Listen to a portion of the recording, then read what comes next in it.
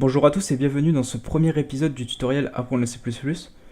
Alors j'ai un peu décidé de faire ce tutoriel parce qu'en regardant il n'y avait pas vraiment de tutoriel récent qui proposait un apprentissage de C++ moderne et qui prennent le temps de vraiment expliquer les bases, que ce soit pour les débutants ou même de pousser un petit peu plus loin pour ceux qui s'y connaissent déjà un petit peu en programmation.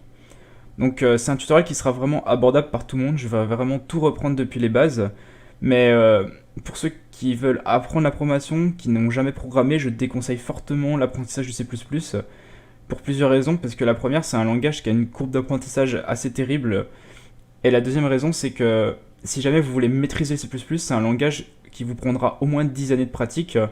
Ceux qui disent qu'ils sont experts en 2 ans de pratique, faut pas les croire, c'est des gens qui n'ont pas fait assez de C++.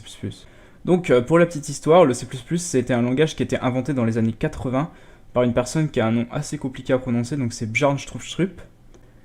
C'est un langage qui est une amélioration du C historiquement, donc ceux qui ont déjà un peu programmé, ils vont peut-être reconnu plus dans le nom du langage, qui est l'opérateur d'incrémentation. Donc voilà, c'était pour dire C plus 1, donc un C amélioré. Mais attention, y en a beaucoup qui disent que le C++, qui disent ou qui utilisent le C++ comme C with class, c'est-à-dire on utilise le C++ comme du C, mais en plus on a les classes. C'était peut-être vrai dans les années 80, mais depuis c'est plus du tout le cas et ce serait totalement faux de dire ça. Parce que le langage C++ est un langage qui est maintenant multiparadigme, donc qui supporte la programmation procédurale, la programmation générique, la programmation orientée objet et la programmation fonctionnelle. Donc si jamais vous ne savez pas ce que veulent dire ces mots, ne vous inquiétez pas. Je vais pas en parler dans la vidéo, mais on verra ça dans des vidéos futures. Le C++ c'est aussi un langage qui bouge, donc vous connaissez peut-être sûrement la mise à jour qu'il y a eu en 2011, donc C++ 11, et il y en a une autre grosse qui arrive, donc qui sera celle du C++ 20. Et c'est aussi un langage qui a été donc adopté par la norme ISO et qui du coup est normalisé. Mais on pourrait se demander donc pourquoi apprendre le C++, surtout si c'est un langage où il faut 10 années pour le maîtriser, donc 10 années c'est vraiment énorme. Bah tout dépend, en fait il n'y a pas vraiment de réponse, ça dépend de ce que vous voulez faire.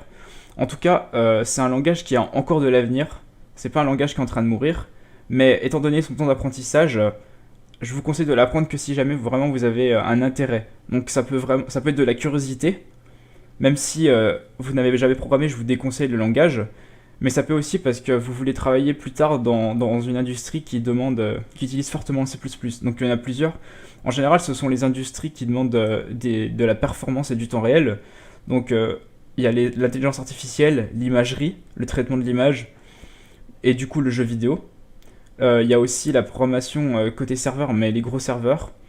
Et aussi la robotique, qui est tout ce qui est plateforme embarquée. Donc en fait, en général, c'est tous les domaines où il y a vraiment des contraintes assez fortes. Donc ça peut être le temps réel, ça peut être l'énergie, ça peut être vraiment plein de choses. Donc voilà, maintenant on va passer à l'installation des outils. Donc pour ce tutoriel, on n'utilisera principalement qu'un seul outil, qui sera Visual Studio, donc l'IDE de développement de Microsoft. Donc un IDE, c'est justement un environnement de développement. Si vous n'êtes pas familier avec ce thème, je vais l'expliquer plus tard. Donc rendez-vous sur la page de téléchargement de Visual Studio, et cliquez sur Download for Windows et Community 2017. Donc on utilisera la version 2017. Voilà, no thanks. Vous téléchargez l'installeur. Donc ça devrait télécharger 2-3 petits fichiers. Voilà, donc comme vous avez ces fenêtres ouvertes, il va falloir sélectionner Développement C++ Desktop pour Windows. Vous cochez ça. En fait, si vous ne cochez pas ça, vous n'allez pas avoir le SDK nécessaire, donc le compilateur de Visual Studio. Et vous ne pourrez pas compiler vos programmes en C++. Donc installer. Donc ça devrait prendre un certain temps. Je vais en profiter pour vous parler un petit peu plus en détail de Visual Studio. Donc il faut savoir qu'on aurait pu aussi faire le choix de développer nos programmes sans utiliser un IDE. Donc on aurait pu utiliser simplement un éditeur de texte, comme il en existe plein, et un compilateur en ligne de commande à côté. Malheureusement, ça a plusieurs inconvénients de faire ça. C'est que le premier, il existe énormément d'éditeurs de texte, et les compilateurs ont plein de versions différentes, et pour les besoins de tutoriel, c'est mieux de tout unifier sous le couvert d'un seul IDE. Et le deuxième, c'est que utiliser un éditeur, c'est peut-être bien pour vraiment apprendre de façon brute. Donc c'est comme ça que j'ai appris quand j'ai fait mon IUT. Mais ça a les inconvénients de ralentir un peu votre apprentissage. Vous allez passer beaucoup de temps au début à chercher vos erreurs de syntaxe, à essayer de comprendre ce que le compilateur vous dit, alors que ça va venir naturellement au fur et à mesure. Tout ça parce que vous avez oublié un point-virgule, tout ça parce que vous avez confondu quelque chose, etc. Donc voilà, c'est grâce à l'analyse syntaxique qui est faite dans l'environnement de développement, l'IDE va directement vous dire, hey, là tu t'es trompé, là tu t'es trompé, là tu t'es trompé, vous allez vraiment gagner du temps au début. Ensuite, parce que les IDE fournissent plusieurs services, donc comme par exemple le debugging et le profiling avec l'interface graphique. Pour ceux qui ne sont pas familiers avec ces mots, le debugging c'est tout simplement dérouler votre programme pas à pas pour chercher vos erreurs ou alors pour voir comment se comporte votre programme. Et le profiling, c'est mesurer en fait les temps d'exécution à l'intérieur du programme pour voir où sont les problèmes de performance. Voilà, donc c'est à peu près tout pour les IDE. Donc de toute façon, on le verra ensemble, on va créer notre premier projet tout à l'heure. Donc je propose qu'on se retrouve après le téléchargement. Voilà, le téléchargement devrait donc être terminé. On va maintenant cliquer sur lancer. Ce qui devrait vous ouvrir l'IDE. Donc pas de panique si l'IDE n'est pas de la même couleur, c'est juste que comme je l'avais déjà installé avant sur ma machine, l'IDE s'est souvenu de mes préférences. Vous pouvez aller changer ça simplement dans vos préférences. Donc il y a plusieurs choses déjà ici. Donc vous avez vos projets récents sur la gauche. Au milieu vous avez de quoi ouvrir un projet, mais ce qui nous intéresse, c'est surtout la partie nouveau projet, donc qui est accessible ici, ou puis fichier nouveau projet. Et nous ce qu'on va faire, c'est dans Visual C++ Général, on va créer un projet vide. Donc je vais appeler mon projet tutorial 0 et je vais le mettre donc sur mon disque dur. Donc tutorial cpp. Voilà. Et veillez bien à ce que créer un répertoire pour la solution soit coché. Donc on fait OK. Donc l'IDE va se charger de tout, il va créer le projet. Donc voilà, c'est vraiment un projet vide où il n'y a rien. Donc il y a 2-3 petites choses à expliquer. C'est d'abord, qu'est-ce que le compilateur? Donc j'en ai parlé tout à l'heure sans vraiment expliquer, mais je pense que c'est l'une des premières choses à savoir. Quand vous programmez, vous écrivez avec un langage qui est haut niveau, donc c'est-à-dire compréhensible par les humains. Mais sauf que le problème, c'est que la machine, en tout cas le processeur, ne peut pas lire ce code directement. Il ne sait pas ce que c'est un if, il ne sait pas ce que c'est une classe, il ne sait pas ce que c'est plein de choses. Mais sauf qu'on ne peut pas directement écrire dans le langage de la machine, ce serait beaucoup trop compliqué car notre processeur ne lit que du binaire. On ne peut pas donc écrire en binaire, ce serait beaucoup trop long. On pourrait éventuellement écrire en assembleur, c'est ce qui se faisait à l'époque quand il y avait les premiers ordinateurs, mais là encore le développement était limité, le workflow était terrible, c'est difficile à débugger et ça prenait énormément de temps. Donc ce qu'on fait, c'est qu'on a inventé des langages de programmation pour pouvoir donner des ordres, commander la machine plus facilement. Et le compilateur, c'est ce qui va se permettre de traduire le code qu'on écrit en langage machine, donc c'est-à-dire en binaire. Donc je vais faire un premier exemple. Donc vous avez votre solution qui est à droite ou à gauche, ça dépend de la disposition. Vous faites clic droit sur fichier source, ajouter, nouvel élément. Vous voyez bien à ce que ce soit fichier C++ qui soit sélectionné. Et on va nommer notre fichier main.cpp. Donc cpp qui est l'extension des fichiers C++ par défaut. Ajouter. Voilà.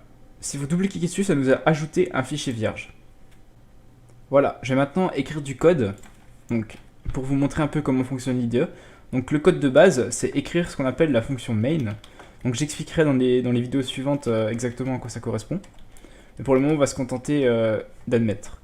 Donc j'ai écrit la fonction main, donc la fonction principale, le programme principal. Et je vais maintenant demander à notre IDE, donc Visual Studio, de compiler ce code, c'est-à-dire de traduire ce code en langage machine. Donc je vais cliquer sur le debugger, la petite triangle, on clique, on génère, et voilà, donc ça nous a compilé et lancé le programme. Donc il ne s'est rien passé étant donné que le programme ne fait rien. Si vous regardez un petit peu en détail, vous avez des petites options à côté. Donc là par défaut c'est sur x86, mais nous on va mettre sur x64. Donc en fait ça correspond à l'architecture du programme. Si vous mettez x86, le programme sera compilé dans un programme 32 bits. C'est-à-dire que toutes les instructions seront sur 32 bits. Or, on est sur des processeurs récents, c'est-à-dire des processeurs 64 bits, donc ça sert à rien pour nous de rester sur du 32 bits. On pourrait se dire que c'est pour être compatible avec les anciens processeurs, mais à date d'aujourd'hui, il n'y a plus vraiment beaucoup de processeurs 32 bits. C'est des machines qui ont déjà une petite dizaine d'années. Et ensuite, vous avez Debug. Et si vous cliquez dessus, vous avez autre chose qui Release. Alors ça, c'est les modes de compilation. Il faut savoir que quand on développe un programme, on est en mode debug. C'est-à-dire qu'à chaque fois qu'on va compiler, on va demander au compilateur d'introduire dans le code des instructions supplémentaires pour nous permettre de débugger plus facilement le programme. Donc je répète, débugger, c'était dérouler le programme pas à pas pour voir où sont les erreurs. Donc c'est-à-dire vraiment, vous avez votre code et ligne par ligne, vous allez avancer dans votre code et regarder l'état de toutes les variables. Et c'est grâce au mode debug que c'est possible. Quand on met en mode release, on demande au compilateur d'optimiser à fond le code. C'est-à-dire qu'il va enlever tout ce qui est possible, il n'y aura pas toutes les informations de debug, il va un peu restructurer le code, enlever des variables, en rajouter, etc. Et ce ne sera pas possible à débugger ou alors très difficile, étant donné que le code ne ressemblera plus à ce que vous avez dans votre fichier. Donc en tout cas, pour le développement, nous, on restera sur debug. De toute façon, on verra dans des vidéos futures comment débugger le code. Donc voilà, vous avez déjà un petit aperçu de comment fonctionne Visual Studio. Je pense que pour ce tutoriel, on va s'arrêter là. Parce que si je commence à expliquer une certaine chose, il faudra en expliquer d'autres et ça risque de prendre encore beaucoup de temps. Donc je pense que pour une première vidéo, c'est pas mal. Et si vous avez des questions ou des remarques à faire sur la qualité de la vidéo, n'hésitez surtout pas à m'en faire part dans les commentaires. J'essaierai d'améliorer ça pour les prochaines vidéos. Il y a aussi, si jamais ça vous a paru trop difficile, si j'ai utilisé des mots que j'ai pas expliqués, ça aussi c'est important et dites-le moi. Voilà, donc on est arrivé à la fin de sa vidéo. Si jamais vous l'avez aimé, n'hésitez pas à vous abonner. Et sinon, je vous dis à la prochaine vidéo pour la création de votre premier programme. A bientôt.